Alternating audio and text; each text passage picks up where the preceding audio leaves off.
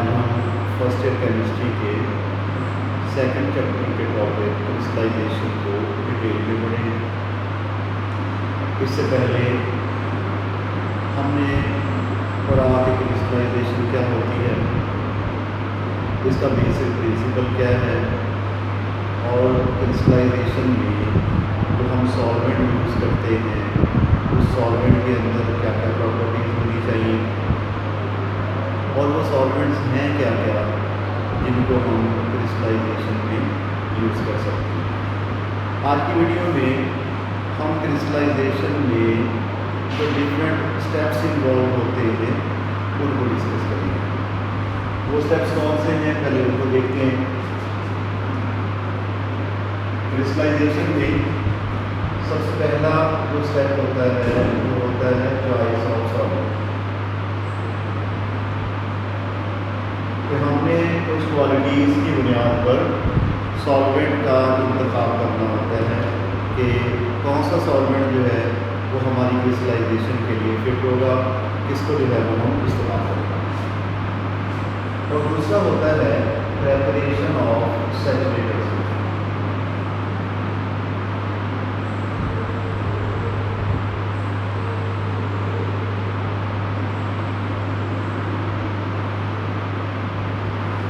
Saturated solution तैयार करने के लिए हम स्मॉल अमाउंट ऑफ सॉल्वेंट लेते हैं, उसके अंदर थोड़ी मिकदार में सॉल्यूट को डिज़ोल्व करना शुरू कर देते हैं, साथ में उसको शेक भी करते रहते हैं और अगर ज़रूरत पड़े तो उसको हीट भी करेंगे।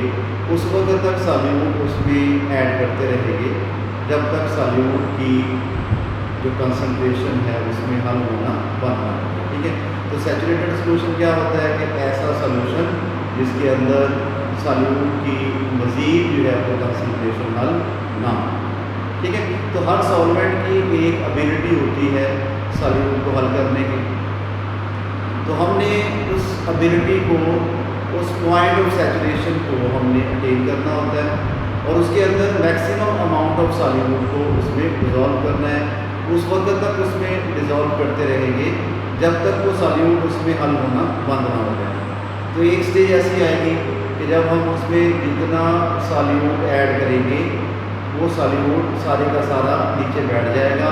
उस वक्त हम कहेंगे कि सैचुरेटेड सॉल्यूशन जो है वो तैयार होगा। ठीक है, तो ऐसा सॉल्यूशन जिसके अंदर मज़ीद सॉल्यूट की मिकदार हल ना हो वो हमारा सैचुरेटेड सॉल्यूशन कहलाता है। ठीक है, तो पहला स्टेप क्या हो गया, चॉइस ऑफ सॉल्वेंट। दूसरा क्या हो गया, प्रेपरेशन ऑफ सैचुरेटेड सॉल्यूशन, कि हम सैचुरेटेड सॉल्यूशन तैयार करते हैं।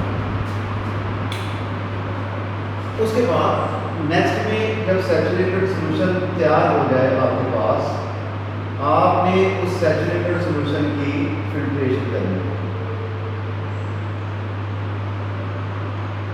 ठीक है, जो आपने सैचुरेटेड सॉल्यूशन तैयार किया अब आपने उसको गुजारना है फिल्ट्रेशन के प्रोसेस से, ताकि इनसॉल्युबल पार्टिकल्स जो हैं या सस्पेंडेड पार्टिकल्स जो हैं उनको रिमूव किया जा सके।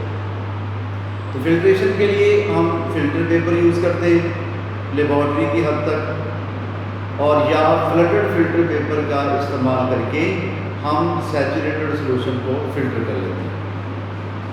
उससे अगला जो स्टेप है वो होता है कूलिंग। तो जिस सॉल्यूशन को आपने फिल्ट्रेशन के प्रोसेस से गुजार लिया है अब उसको आप करते हैं फिल्टर, ताकि सस्पेंडेड पार्टिकल्स को बीच में से रिमूव किया जा सके। ठीक है, तो उसके बाद आप उसको जो है वो कूलिंग के प्रोसेस से गुजारते हैं, यानी कि उसका टेम्परेचर जो है वो डिक्रीज कर देते हैं। अब ठंडा करने से क्या होगा कि उसके अंदर जो क्रिस्टल्स बनी हुई हैं, जो हमने सॉल्यूट उसमें हल किया हुआ है, टेम्परेचर के कम करने से उसकी सॉल्युबिलिटी कम होगी। जब सॉल्युबिलिटी कम होगी तो वो क्रिस्टल्स की शक्ल में नीचे बैठना शुरू हो जाएगा। ठीक है, और नीचे बॉटम में जो है वो बैठ जाएगा। अब यहाँ पे भी दो सूरत हाल हैं कि अगर आप उसका टेम्परेचर सडन कूल करते हैं, यानी कि सडन अगर उसका टेम्परेचर डिक्रीज करते हैं तो बनने वाली क्रिस्टल्स का साइज़ क्या होगा, वो स्मॉल होगा। और अगर जो है आप स्लो कूलिंग करते हैं, कूलिंग के प्रोसेस में टेम्परेचर जो है वो स्लो डिक्रीज करते हैं, तो बनने वाली क्रिस्टल्स का साइज बड़ा होगा। और अगर आप कंडीशंस को मेंटेन रखते हैं, टेम्परेचर जो है उसकी लोअरिंग को कंट्रोल में रखते हैं, तो बनने वाली तमाम क्रिस्टल्स का साइज एक जैसा होगा। ठीक है, तो जब आपने कूलिंग कर ली तो आपके क्रिस्टल्स बन के नीचे बॉटम में बैठ जाएंगे। ठीक हो गया। अच्छा, उससे अगला जो स्टेप होगा वो होगा collecting of crystals. Collecting of crystals, जब आपने उसकी कूलिंग की है, सैचुरेटेड सॉल्यूशन की, तो आपकी क्रिस्टल्स बन गई। आपका क्रिस्टलाइजेशन का प्रोसेस जो है वो उसी वक्त कंप्लीट हो जाएगा। अब आपने उन बनने वाली क्रिस्टल्स को करना होता है अलग। अलग करने के लिए हम उसको अगेन फिल्ट्रेशन के प्रोसेस से गुजारते हैं। उसके लिए हम बूझ क्रूसिबल जो है वो लेते हैं, फुल सक्शन अप्लाई की जाती है ताकि ज़्यादा से ज़्यादा लिक्विड को, सॉल्वेंट को उन क्रिस्टल्स के बीच में से रिमूव कर लिया जाए। तो इस तरह करके बाय यूजिंग अ बूझ क्रूसिबल हम फुल सक्शन अप्लाई करके ज़्यादा से ज़्यादा मदर लिक्विड को बीच में से रिमूव कर लेते हैं। ठीक है, तो ये वाला जो स्टेप है इसको हम कहते हैं कलेक्टिंग ऑफ क्रिस्टल्स। तो क्रिस्टल्स को हमने कलेक्ट कर लिया। उसके बाद नेक्स्ट स्टेप में हम उसको ले जाते हैं ड्राइंग प्रोसेस, यानी कि ड्राइंग ऑफ क्रिस्टल्स। उसको ड्राई करने के प्रोसेस में हम दो तीन तरीके जो हैं वो उसमें यूज़ करते हैं। या तो हम कलेक्ट की हुई क्रिस्टल्स को several folds of filter paper में रख देते हैं। Several folds of filter paper में रख के उसको प्रेस करते हैं। जो सॉल्वेंट होता है उसको फिल्टर पेपर अब्जॉर्ब कर लेता है और क्रिस्टल्स जो है वो ड्राई हो जाते हैं। लेकिन इस प्रोसेस का एक साइड इफेक्ट है। वो साइड इफेक्ट ये है कि जो फाइब्रस मटेरियल होता है फिल्टर पेपर का, वो क्रिस्टल्स में शामिल हो जाता है, कंटेमिनेट हो जाता है। और दूसरा ये है कि वेट स्टेट में वो क्रिस्टल्स जो हैं वो फाइन पाउडर में कन्वर्ट हो जाते हैं। फिर हम उसके अगेंस्ट में क्या करते हैं, हम उसको ओवन में डाल देते हैं। ओवन में डालने का जो है वो उससे क्या होता है कि जो सॉल्वेंट है वो एवेपोरेट हो जाता है और क्रिस्टल्स ड्राई हो जाती हैं।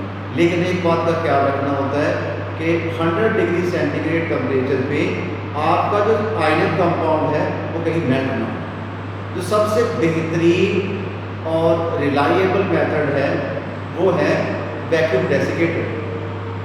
तो वैक्यूम डेसिकेटर में हम ये करते हैं कि हम क्रिस्टल्स को चाइना डिश में डाल के कई घंटे खुली हवा में रख देते हैं। तो खुली हवा में रख के उसको ड्राई करने के प्रोसेस को हम बोलते हैं वैक्यूम डेसिकेटर।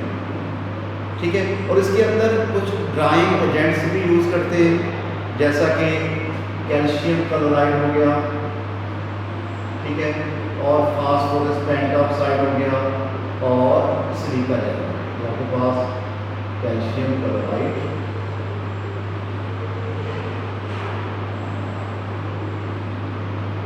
और फास्फोरस पेंटॉक्साइड और सिलिका। तो ये वो ड्राइंग एजेंट हैं जिनको हम क्रिस्टलाइजेशन में यूज़ करते हैं। ठीक है, तो यहाँ पे आके आपकी क्रिस्टलाइजेशन का प्रोसेस कंप्लीट हो गया। तो क्वेश्चन ये मतलब ये होता है कि which drying agents are used in the crystallization in drying process या इन वैक्यूम डेसिकेटर। ठीक है, तो कौन कौन से ड्राइंग एजेंट्स हैं? Calcium chloride, phosphorus pentoxide, silicon dioxide यानी कि सिलिका जेल, इनको हम यूज़ करते हैं ड्राइंग एजेंट के तौर पे वैक्यूम डेसिकेटर। क्लियर होगी बात?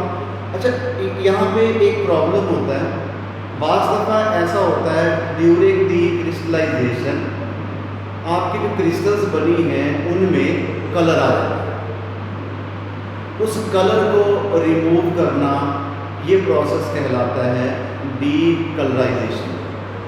ठीक है, लास्ट स्टेप है डीकलराइजेशन ये काम हम करते हैं जब हमारी क्रिस्टल्स में कोई कलर आ जाए।